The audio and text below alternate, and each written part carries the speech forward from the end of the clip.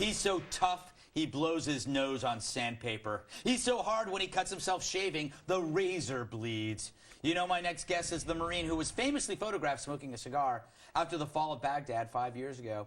He was awarded the Silver Star for combat actions in Fallujah, where he was blinded in one eye by an RPG. But now he's running for Congress, and he's hoping to win the seat in California's heavily Democratic 51st District, which is probably somewhere near 50th District, Bill, in case you're wondering. We're delighted to welcome back to the program Nick Popaditch. He knows kicking ass like I know passing gas. Hey, Gunny, how are you? I'm good. Thanks for having me back, Greg. Always a pleasure. Now, you were in that infamous picture that I mentioned. Did you have any idea that that picture would pretty much change your life? No, I didn't. I mean, it was a really special day, but I knew it was a special day for the nation, especially for the Iraqi people, but never thought it would really mean anything for me, no. Yeah. Did any cigar companies approach you about being their spokesman? No, but a lot of people sent me a lot of good cigars through the mail. Yeah. Well, when that statue came down, what was the feeling like among the people?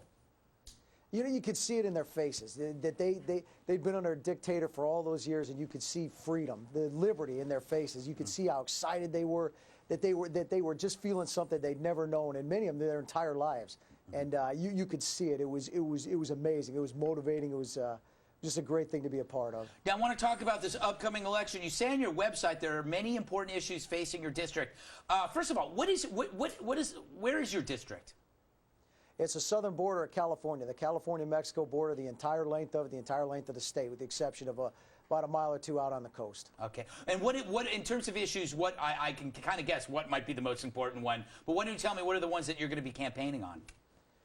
Limited government, strong national defense, and secure border. Oh, I hate all of those. No, I'm kidding. You read my mind. Now, you keep saying you're about a year away from the election. When does the campaign really heat up?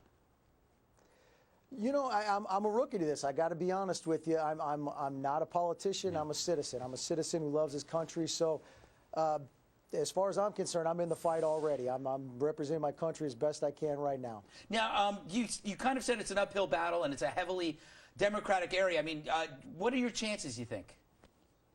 They're good. Yeah. We don't get in a fight to lose it. Absolutely not. Mm-hmm. Now, do you think your opponents will be intimidated by you at all? We'll see. We'll see. I would think he'd be more intimidated by having an answer for his record is what I think would really intimidate him more than anything. I don't know. If I were you, I would scare the crap out of them. I mean, because you're an intimidating guy. I mean, honestly, and remember, I think we have a picture of what's behind the your eye patch. Let's show this. That is, if you were to do a debate without your eye patch, what do you have in your socket right there? We're showing it. Well, I have a Marine Corps Eagle Globe and Anchor in there. It's very special to me. My time in the Corps is the bedrock of my character. It's who I am. It's where I grew up in the Marine Corps. So, yeah, I couldn't think of anything better to put in there. Yeah, I think that it was. I think it's an inspired choice. And I'm telling you, in a debate, you would win the debate. It would just scare the heck out of it. Plus, you got a great name, Nick Popaditch. How could you not lose with a name like that? Although a Hello Kitty glass eye would be cute. Yeah, Hello Kitty. I think that would win as well. If Bill lost an eye, he would get a Hello Kitty. I think would be lovely. Now, I read on your website that people could book you for events. Speaking engagements, rallies, and you also mentioned house parties. Is that real? Can people invite you to a house party? Well, I'm game for anything. I'm in this race to win. So wherever anybody wants to hear me talk, I will be there. Have you been to a house party yet? No, I have not. All right, I'll invite you to one then. Well, now, what are some of the things you've learned about politics that you didn't know before? Well, I think it's kind of like combat. And one thing I always told the new guys going into combat for the first time is you don't have to have done it before to be good at it. And I think this is the same thing. I don't have to have done it before to be good at it. It's all about character. It's all about character-based decisions, value-based decisions. Yeah. I just want to ask you a couple of questions about some current events going on, just to pick at your brain a little bit. Sure. The horrible shooting at Fort Hood. Is this guy a criminal or a terrorist?